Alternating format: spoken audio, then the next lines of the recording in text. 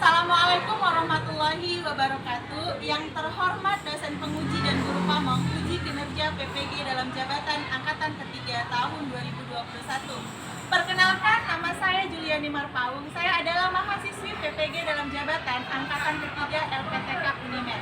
Saya mengajar di SD swasta Pelangi Medan. Pada hari ini, Senin 18 Oktober 2021, saya akan melaksanakan praktek pembelajaran untuk memenuhi uji kinerja PPG dalam jabatan angkatan ketiga tahun 2021 dengan mengambil tema 4, globalisasi. Subtema 1, globalisasi disebutkan pembelajaran pertama. Nah, untuk lebih jelasnya, berikut adalah video praktek pembelajaran yang saya lakukan. Terima kasih.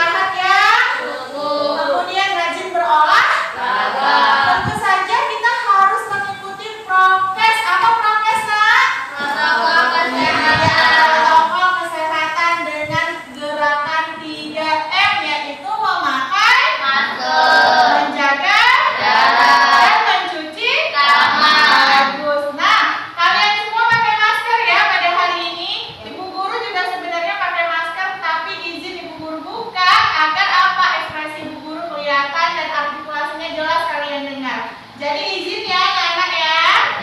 Baik anak ibu, sebelum memulai pembelajaran pada hari ini, kita akan berdoa terlebih dahulu ya. Hari ini doanya dipandu oleh Andika ya. Kepada Andika ibu persilakan untuk memandu doa pada hari ini ya. Teman-teman, sebelum kita memulai pelajaran hari ini, marilah kita berdoa. Bismillahirrahmanirrahim.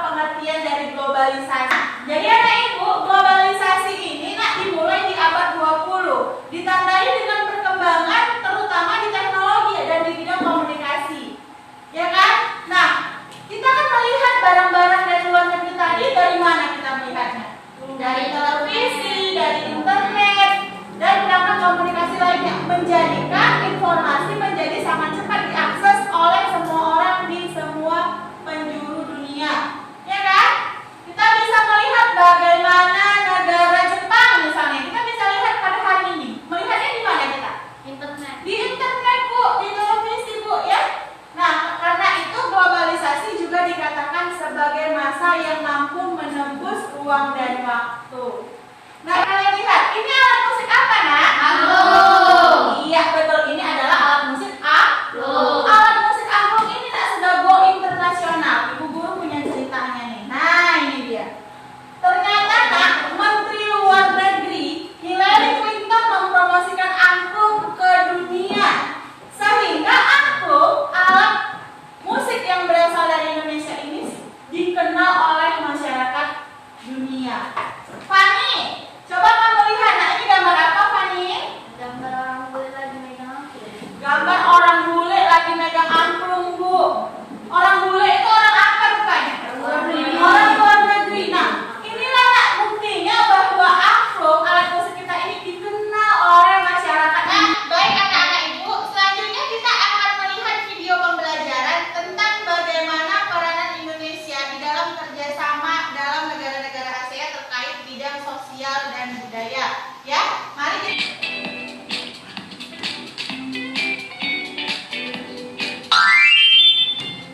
Nah, teman-teman, tadi teman-teman telah mengetahui beberapa kerjasama Indonesia dengan negara-negara di ASEAN di bidang sosial. Sekarang, teman-teman akan mengetahui kerjasama Indonesia dengan negara-negara ASEAN di bidang budaya.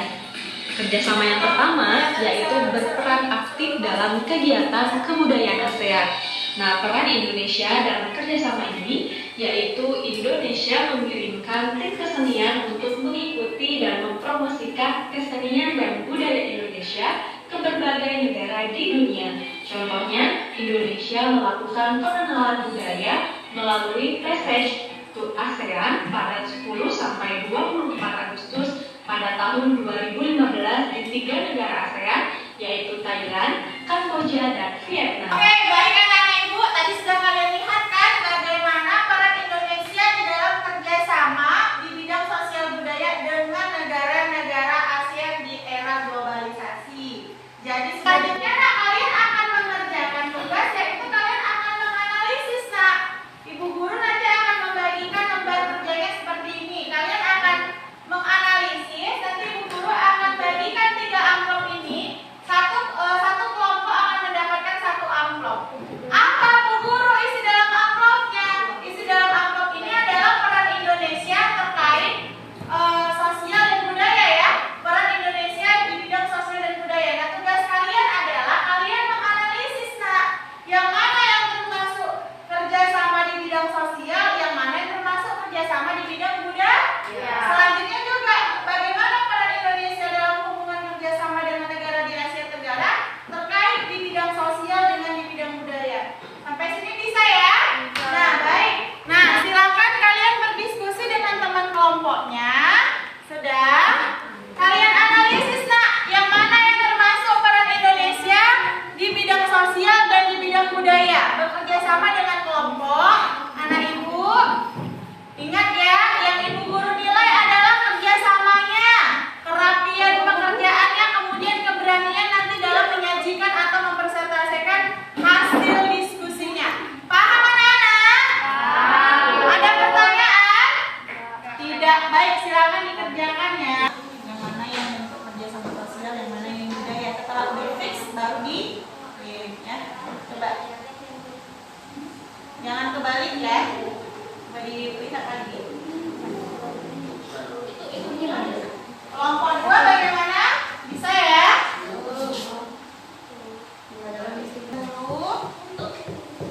Dianalisis dulu, kemudian baru dikerjakan ya.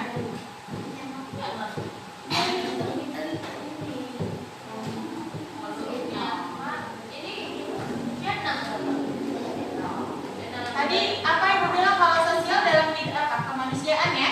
Kalau budaya bisa seni, bisa olahraga. Sekarang kita akan belajar pembangkit listrik tenaga air. Bagaimana cara kerjanya? Gitu ya. Nah, coba perhatikan. Ini ada teks tentang pembangkit listrik tenaga air. Ibu Julia akan membagikan KKPD untuk masing-masing kelompok. Satu kelompok mendapatkan 1 LKPD. Ya. Nah, coba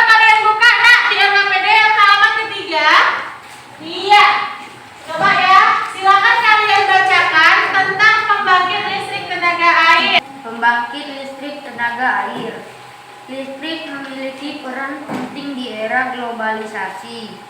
Tidak dapat dimungkiri bahwa globalisasi terjadi karena perkembangan teknologi di berbagai bidang. Ditemukannya televisi, komputer, dan telepon genggam. Arus informasi kemudian menyebar dengan begitu cepat. Komponen utama pada semua pembangkit energi listrik adalah turbin dan generator. Turbin tersebut harus bergerak untuk menghasilkan energi gerak yang kemudian diubah menjadi energi listrik oleh generator. Energi penggerak turbin selain dari aliran air juga bisa didapat dari angin atau PLT. Iya, oke. Nah, baik anak-anak Ibu, sekarang perhatikan ke papan tulis ya, atau ini sudah disajikan tentang teks eksplanasi. Bu, kan sudah kita pelajari ya. Teks eksplanasi ini sudah kita pelajari di tema ketiga, tapi akan Ibu guru kembali jelaskan mengenai teks eksplanasi ya. Apa itu teks eksplanasi? Adalah suatu teks yang menjelaskan terjadinya suatu fenomena alam atau fenomena sosial. Ciri-cirinya adalah yang pertama, memuat fakta. Nah, teks eksplanasi ini yang diceritakan adalah sebuah fakta atau faktual. Yang kedua, bersifat keilmuan. Artinya, si pembaca setelah membaca teks eksplanasi ini, dia akan mendapatkan informasi tentang ilmu yang disampaikan di teks eksplanasi ilmiah ya. Nah, kemudian yang ketiga, fenomena alam atau sosial. Jadi teks eksplanasi ini menceritakan tentang fenomena alam atau sosial. Contohnya, bagaimana terjadinya pelangi, kemudian terjadinya banjir itu sebabnya apa-apa saja. Nah, itulah dia. Nah, kemudian anak-anak Ibu ada strukturnya. Struktur teks eksplanasi itu yang pertama adalah ada topik masalahnya, ada deret penjelasnya, dan ada kesimpulan pendapat pribadi penulis. Nah, kenapa Ibu Guru menjelaskan tentang teks eksplanasi ini? Karena Ibu Guru meminta kalian untuk melihat ya pembangkit listrik tenaga air ini tadi, teks yang sudah kalian baca. Coba kalian analisis, nak, kira-kira ini merupakan teks eksplanasi atau tidak? Iya, ini merupakan teks eksplanasi. Kenapa nak ini merupakan teks eksplanasi? Siapa yang mau jawab, angkat tangannya? Siapa tadi yang mau jawab? Ya, Andika silakan.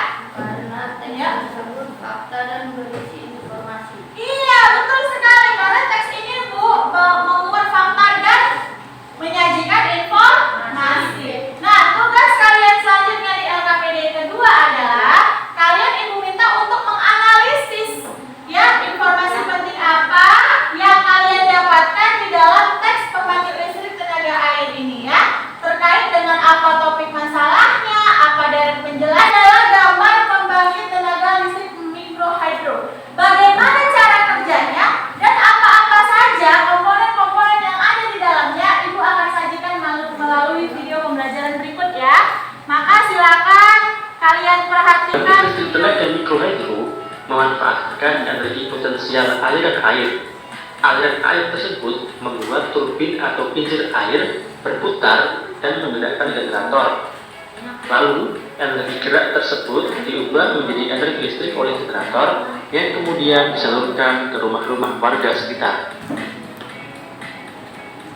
Beberapa keuntungan dari pembangkit listrik tenaga mikrohidro antara lain, yang pertama, dibandingkan dengan pembangkit listrik jenis lain, pembangkit listrik ini cukup murah karena menggunakan energi alam.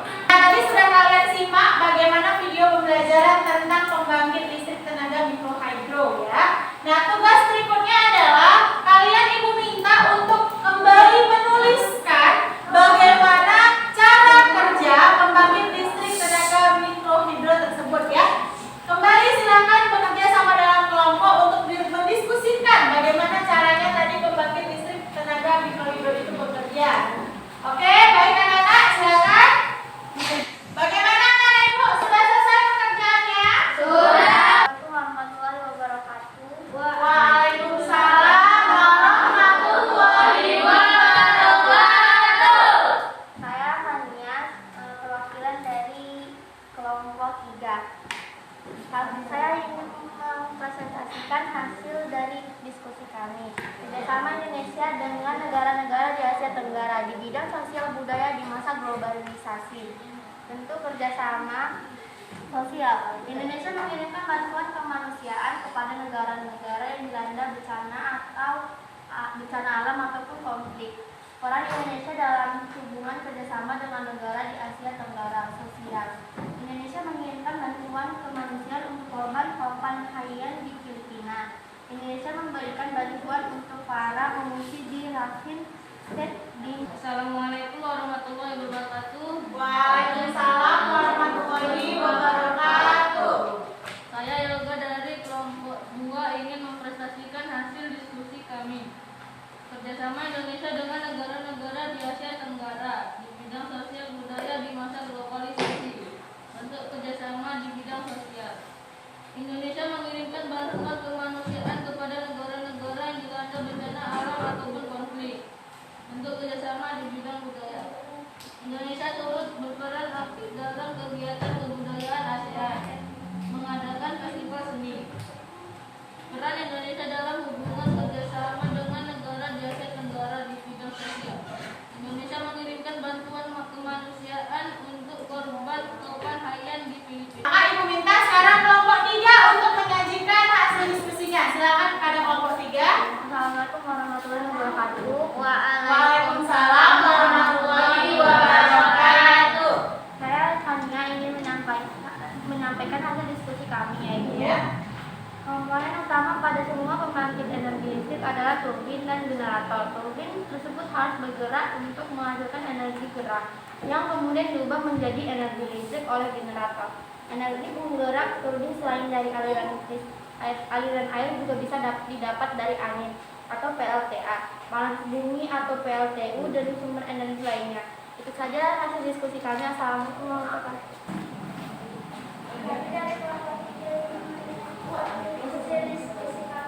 Iya.